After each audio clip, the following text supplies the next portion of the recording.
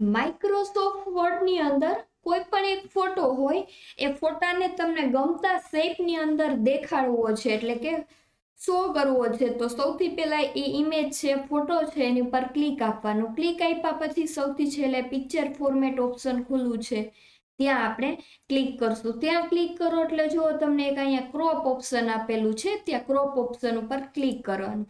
Crop option ઉપર click કરશું એટલે ક્રોપ ટુ શેપ ઉપર ક્લિક કરો.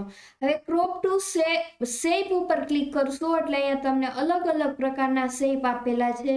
આ શેપમાંથી તમને જે શેપ ગમતો હોય એ શેપ ઉપર ક્લિક કરો તો તમારો ફોટો છે એ શેપમાં ક્રોપ થઈ જશે. ફરીથી ક્યાં ગયા હતા તો કે પેલા ઓલા પિક્ચર અથવા તો ઇમેજ ઉપર ક્લિક કરવાનું, ત્યારબાદ પિક્ચર ફોર્મેટ ઉપર જવાનું, ત્યારબાદ ક્રોપ ઉપર જવાનું. ક્રોપમાં ડ્રોપ ડાઉન મેનુ આપેલું છે, ત્યાં ક્લિક આપવાનું.